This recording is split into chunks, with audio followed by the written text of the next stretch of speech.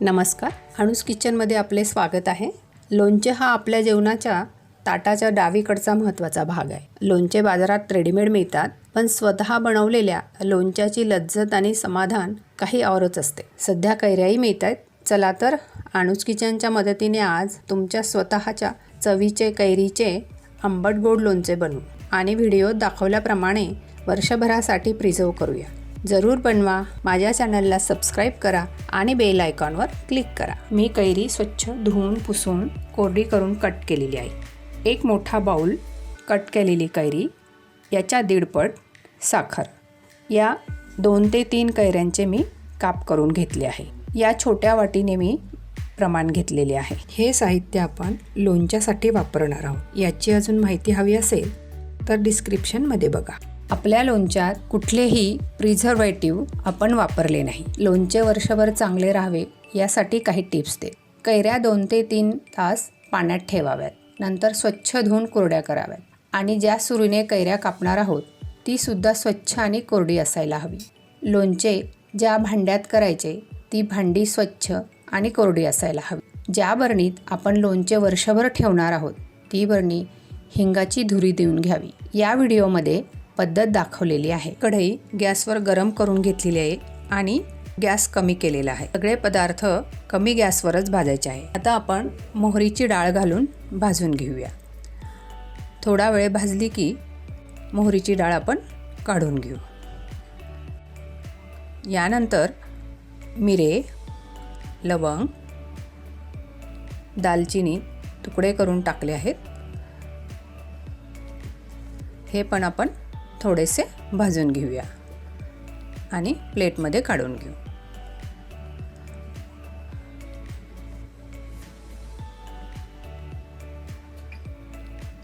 आता बडीशोप भाजून घेऊ। बडीशोप सुद्धा अगदी थोडीशीच भाजायची। आपले सर्व पदार्थ असे थोडेसे गरम झाले पाहिजे। आता बडीशोपही आपण काढून घेत आहोत।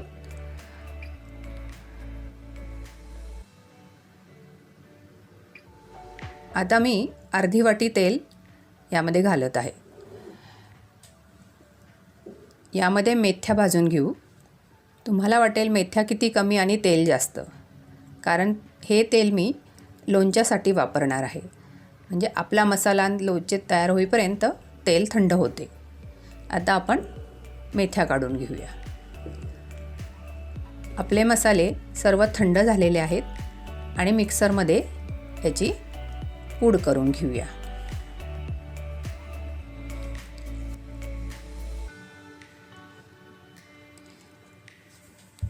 हा मसाला एकदम बारीक नाही करायचा, थोडासा जाडसर ठेवायचा।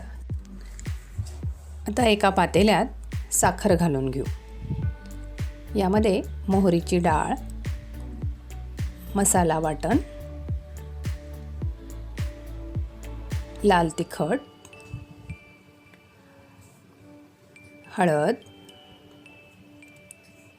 हिंग, हे खडा हिंग कुटून घेतलेला आहे, कलोंजी, सुंठ पावडर, जायफळ किसलेले, वेलची। आता हे सर्व साहित्य आपण छान मिक्स करून घेऊया।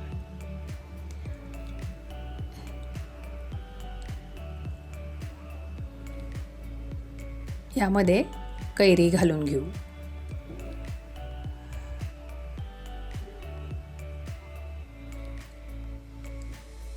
तर चमच्याने कैरी चांगली मिक्स करूया।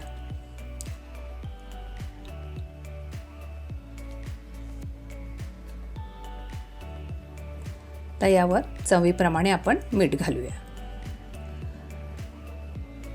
मिठाचं प्रमाण तुमच्या अंदाजानुसार ठेवा।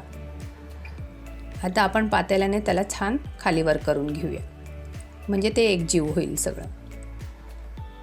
तर यामध्ये वरून थंड झालेले तेल घालूया।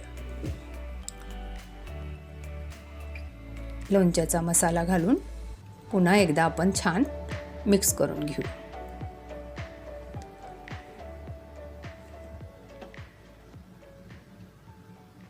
आता हे आपले आंबट गोड तिखट लोणचे तयार आहे।